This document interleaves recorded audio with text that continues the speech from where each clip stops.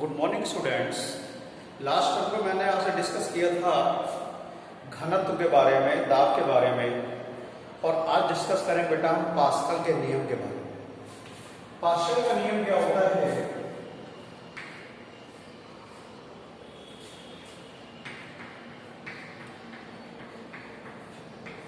वैज्ञानिक पास्कल के नियमानुसार किसी परिबद्ध द्रव के पृष्ठ पर लगाया गया दाब सभी दिशाओं में समान रूप से संचलित हो जाता है।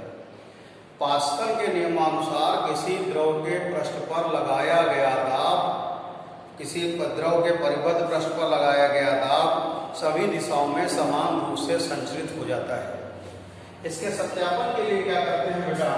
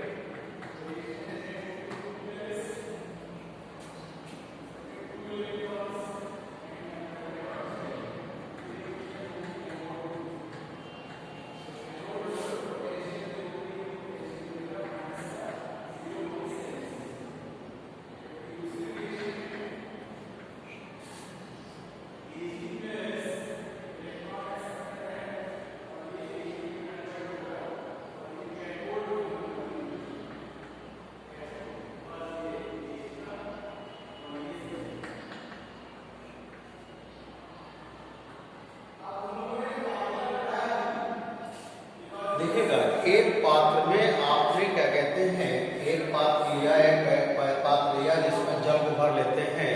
तो जल के भरने के बाद इसमें चार पिस्टन ए बी सी लगे हुए हैं। ए बी सी इसमें समान अनुप्रस्थ परिच्छेद के क्षेत्रफल के 4 पिस्टन लगे हुए हैं। जब किसी भार द्वारा पिस्टन ए को नीचे की ओर किसी बल द्वारा दबाया जाता है तो इन दोनों बाकी शेष पिस्टनों को रोकने के लिए इतना ही बल आरोपित करना होता है। इससे सिद्ध होता है कि द्रव के किसी पृष्ठ पर लगाया गया दाब समान रूप से वितरित होता है।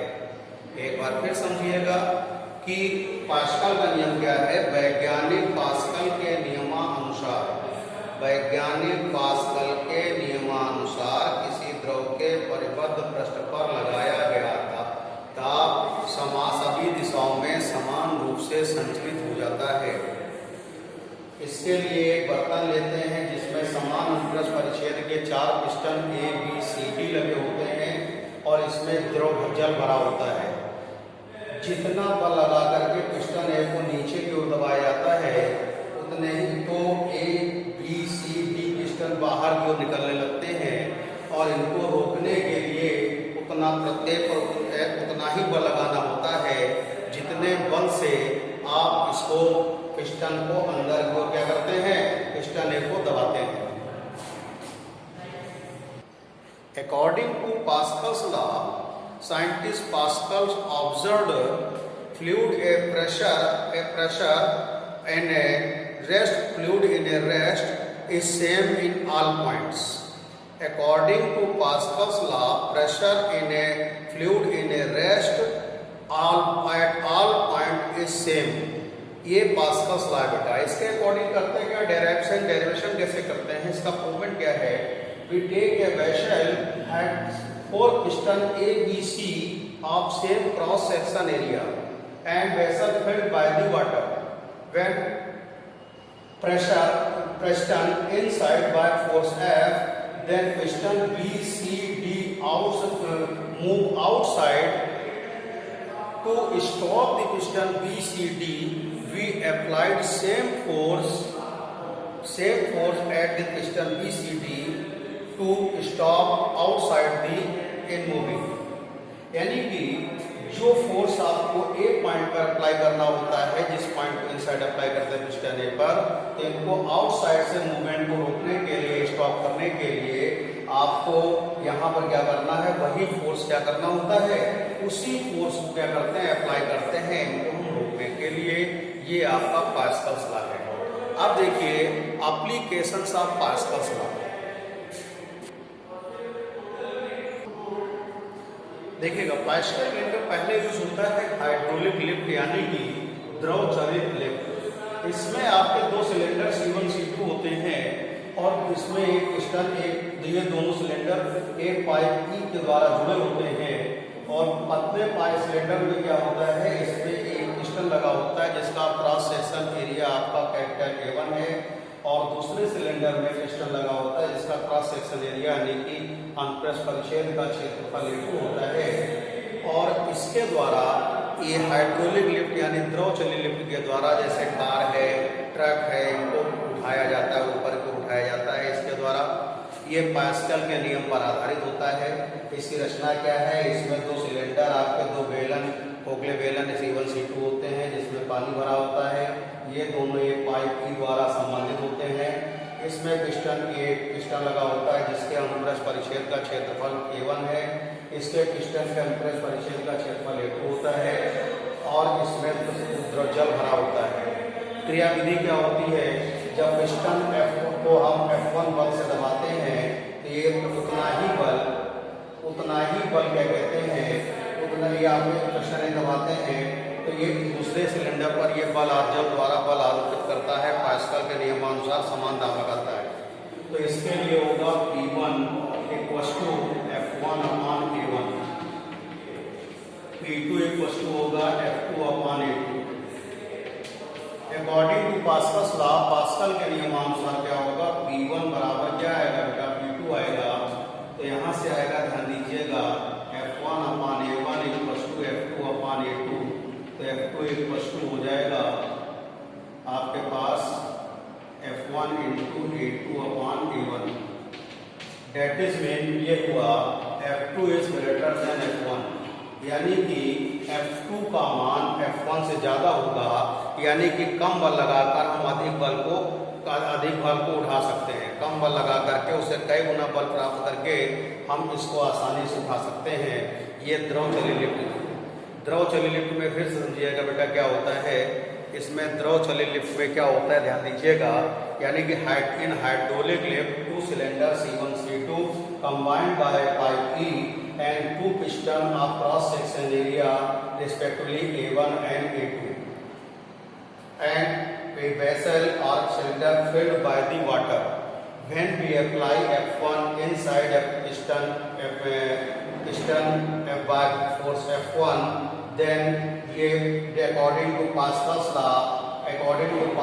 law, same pressure applied at the cylinder C2, and we know that P1 = F1/A1 for piston A1, the applied force by piston A1 and pressure by piston P2, piston आपका A2 सरफेस वाला जो piston है, इसके due to आप क्या करते हैं, इसमें प्रेशर P2 अप्लाई होता है। P2 = F2/A2 according to Pascal's law P1 = P2, यानी कि F1/A1 = F2/A2, F2 = F1 × A2/A1। That is when F2 is greater than F1, यानी कि लो फोर्स अप्लाई करके हाई फोर्स यानी कि लोड को हम क्या करते हैं, इसके ड्यू टू क्या कर सकते हैं, ऊपर को उठा सकते हैं यानी अपवर्ड ले जा सकते हैं। तो ये था बेटा हाइड्रोलिक लिफ्ट। देखिए सेकेंड यूज इसका होता है आपका पास्कल्स लॉ का द्रव चलित ब्रक। द्रव चलित ब्रक में क्या होता है कि आप गाड़ियों में पहिए होते हैं, उसमें आप ब्रक लगा करके चारों पहियों में एक समान रूप से मंदन उत्पन्न करते हैं, जिसके कारण गाड़ी क्या होती है, रुक जाती है। तो इसीलिए हाइड्रोलिक ब्रक का यूज किया जाता है, यानी द्रव चलित ब्रक का यूज किया जाता है। इसमें एक मास्टर सिलेंडर, मास्टर बेलन होता ब्रेक पैडल से होता है। इसमें एक नलिटी लगी होती है जिसका संबंध एक सिलेंडर C2 से होता है, जिसमें दो पिस्टन P1 P2 लगे होते हैं और इनका संबंध जो होता है ब्रश शू S1 S2 से होता है। ये संपूर्ण निकाय द्रव चलित ब्रश कहलाता है और इसी तरह से इनका संबंध अलग अलग पहियों से होता है। क्रियाविधि क्या है, जैसे ही आप पिस्टन के लीवर के ड्यू इस पे जो ब्रेक पैडल है इसके द्वारा लीवर को दबाते हैं तो ये जो इसके अंदर आपका ब्रेक आयल भरा होता है तो यहाँ जैसे पल्लर से दबाते हैं लीवर को, वैसे ही क्या होता है यहाँ पास्कल के यहाँ फोर्स सप्लाई होता है। पास्कल के नियमानुसार दाब इस पाइप सिलेंडर पर आता है जो कि समान रूप से दाब P1 यहाँ क्या करता है, समान दाब P1 P2 उत्पन्न करता है, जिससे द्वारा ये दोनों समान रूप से जो आपके पिस्टन P1 P2 हैं बाहर को निकलते हैं, जिससे दोनों ये ब्रश S1 S2 परस्पर क्या होते हैं, दूर हट जाते हैं और इससे ब्रश दो क्या होता है, पहियों में मंदन उत्पन्न होता है और गाड़ी रुक जाती है। लीवर छोड़ देने पर फिर से क्या कहते हैं, दोनों ब्रश अपने पहली स्थिति में आ जाते हैं। In which arrangement a master cylinder fed by the brake coil and combined by a lever and brake pedal, a tube P combined by a cylinder C have piston respectively P1 P2 of same cross section area combined by the two brush shoe respectively S1 and S2. Working क्या है, when we push the lever then brake coil the same pressure according to Pascal's law applied in tube P and cylinder C जो आता है इसमें आता है और इससे इसके ड्यू टू पास्कल्स लॉ के P1 P2 सेम प्रेशर होता है, जिसके ड्यू टू आपके पिस्टन सेम डिस्टेंस कवर करके ये आपको क्या कहते हैं, ब्रश टू S1 S2 क्या करते हैं, बाहर की ओर करते हैं, जो कि touch by the rim of the wheels and develop and retardation and body or vehicle in come into rest position. When lever को क्या फ्री कर देते हैं तो ये आपके क्या कहते हैं, पिस्टन में arrange is own position and S1 S2 आपके ओन पोजीशन पे आ जाते हैं और भैया क्या होते हैं, व्हील्स आर क्या होते हैं, फ्री हो जाते हैं। तो ये था आपका द्रव चलित लिफ्ट यानी कि जो द्रव चलित ब्रश यानी कि हाइड्रोलिक ब्रश था बेटा आपका। देखिए नेक्स्ट आर्टिकल है बेटा आपका pressure adjusted by the liquid, यानी किसी गहराई पर द्रव का दाब बताना है, वो कैसे फाइंड आउट करेंगे।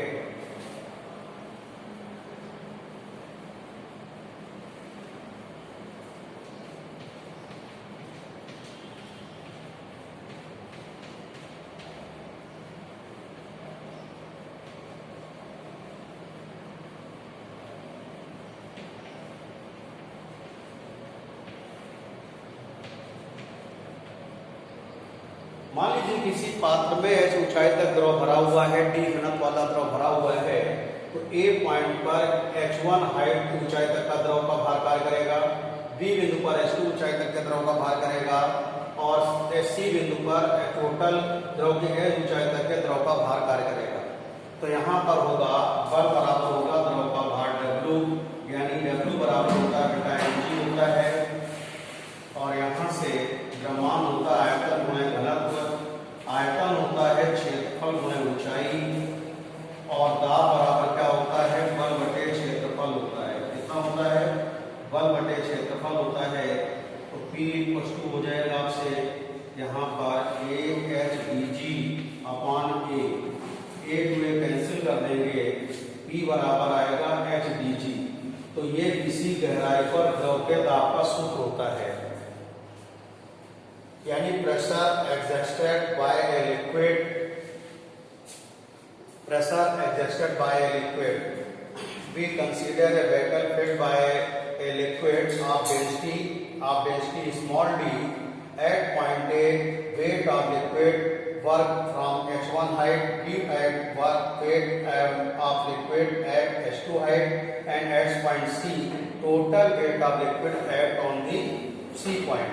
Then F equals to W, FW equals to mg, M equals to B into D, F equals to AHDG, F equal to F upon A to A cancel कर देंगे, P इक्वल टू SdG हो जाएगा आपका। तो यहाँ से आपका pressure क्या होगा, P बराबर SdG आ जाएगा। देखिए अगला आर्टिकल बेटा तरल दाब पर गुरुत्व का प्रभाव, gravity fluid pressure. Gravity on fluid pressure यानी गुरुत्व पर तरल दाब का प्रभाव, तरल दाब पर गुरुत्व का प्रभाव। तो क्या होगा,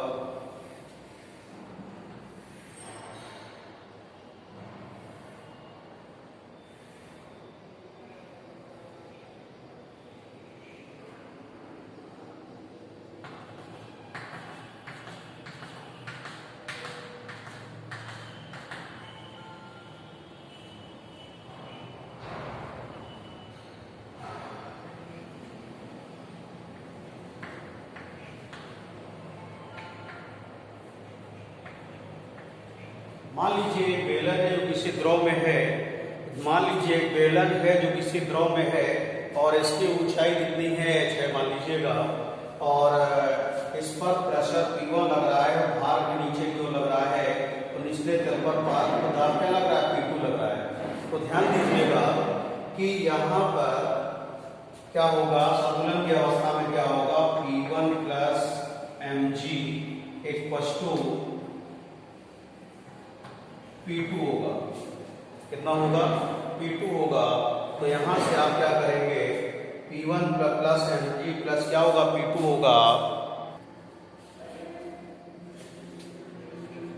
देखिए यहां पर लगने वाला बल, ये बल यहाँ कितना होगा, P1A और प्लस mg प्लस mg और इक्वल टू आ जाएगा P2A। और यहाँ से mg की वैल्यू होगी आपके पास कितनी होगी, टोटल आएगा प्रेशर mga आएगा जो आपके पास, mg की वैल्यू होगी यहाँ पर टोटल फोर्स आएगा AHdG इक्वल टू क्या होगा, P2A आएगा। इसको इस साइड ले आइएगा तो यहाँ से आ जाएगा P2A minus P1A equal to AHdG आ जाएगा।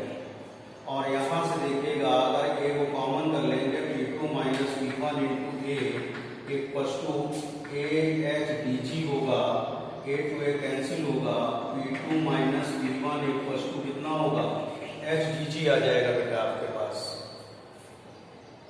अगर मान लीजिए ये प्रेशर अगर 0 हो जाता है तो यहाँ से P2 minus P1 equal to P1 equal to क्या होगा, P2 होगा। यानी कि समान तल पर द्रव का दाब क्या होता है, समान रूप से कार्य करता है। यही क्या कि गुरुत्व की उपस्थिति में, गुरुत्व की अनुपस्थिति में, अगर गुरुत्व की अनुपस्थिति में यहाँ पर मैंने g की वैल्यू क्या कर दी, 0 कर दी, तो समान तल पर क्या होगा, द्रव का दाब क्या होगा, समान आ जाएगा। इस बात का ध्यान रखेंगे तो समान आ जाएगा। यही है गुरुत्व का अभाव, यानी गुरुत्व की अनुपस्थिति में समान तल पर द्रव का दाब क्या होता है, समान होता है। यही आपका गुरुत्व का प्रभाव होता है। We consider a cylinder placed in a liquid of density small d of height h. Pressure P1 at first surface and second surface applied pressure P2 and resultant क्या होगा, force F1। इसके due to force F1 suppose करिए, h इसके mg है, इन दोनों का resultant downward है, ये अपवर्ड है। तो बैलेंसिंग पॉइंट में P1A plus mg equal to Pt होगा। mg की वैल्यू AHdG होगी, फोर्स की वैल्यू P2A। इसको सॉल्व कर लेंगे, अगर g की वैल्यू 0 कर देंगे, यानी in absence of gravitational acceleration, in absence of gravitational acceleration pressure will be equal. यही ये आपका क्या है, ग्रेविटी ऑफ फ्लूइड प्रेशर, यानी कि गुरुत्व का तरल दाब पर क्या होता है, प्रभाव होता है बेटा।